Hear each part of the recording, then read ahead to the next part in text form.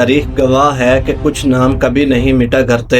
ایک ایسا ہی نام جسے انگریز بھی شیر میسور کہتے تھے، ایک ایسا نام جو موت کو گلے لگاتا تھا لیکن غلامی کو قبول نہیں کرتا تھا۔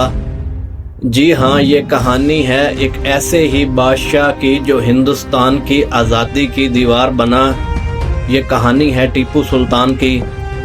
20 نومبر 1750 کو کرناٹکا میں سلطان فتح علی شہباز پیدا ہوئے۔ ان کے والد حیدر علی ایک عظیم سپاہی اور فوج کے قائد تھے۔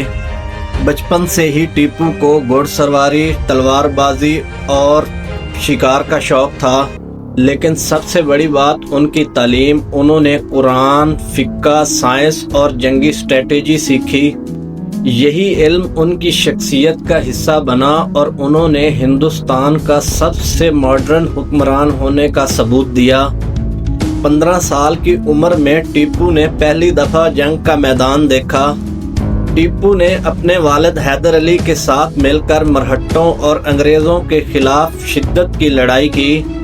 ان کی اپنی فوج کو ان کا حوصلہ اور دلیری دیکھ کر حیرت ہوتی کہ آخر ایک نوجوان اتنا بہادر اور دلیر کیسے ہو سکتا ہے۔ جب 1782 کو حیدر علی کا انتقال ہوا تو اس وقت اصلی شیر دنیا کے سامنے آیا، جس کا نام تھا فتح علی ٹیپو یعنی ٹیپو سلطان۔ ٹیپو سلطان نے صرف جنگ ہی نہیں لڑی بلکہ ایک نئے دور کی بنیاد رکھی۔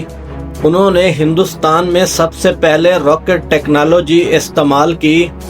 جب انگریزوں نے وہ ٹیکنالوجی دیکھی تو وہی لے کر یورپ گئے اور بعد میں اسے اپنی جنگوں میں استعمال کیا۔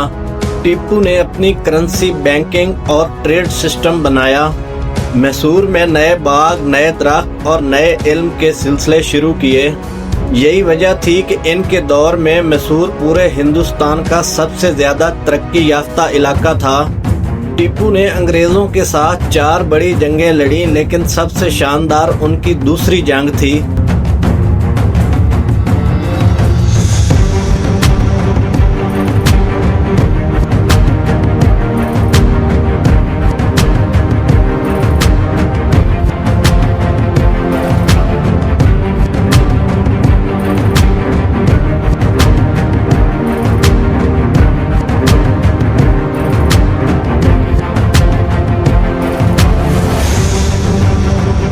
اس جنگ میں انہوں نے انگریزوں کی کمر توڑ دی اور 1784 کو ٹریٹی آف مینگلور سائن کروایا۔ دوستو، یہی وہ وقت تھا جب انگریز سمجھ گیا کہ ٹیپو سلطان ان کا سب سے بڑا دشمن ہے۔ انگریز بار بار میسور پر حملہ کرتے لیکن ٹیپو سلطان ہر دفعہ شیر کی طرح ان کا سامنا کرتا۔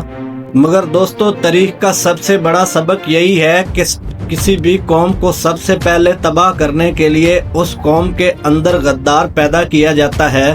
بنگال میں 1757 کی جنگ فلسفی میں انگریزوں کے سامنے ایک اور شیر نواب سراج الدولہ تھا۔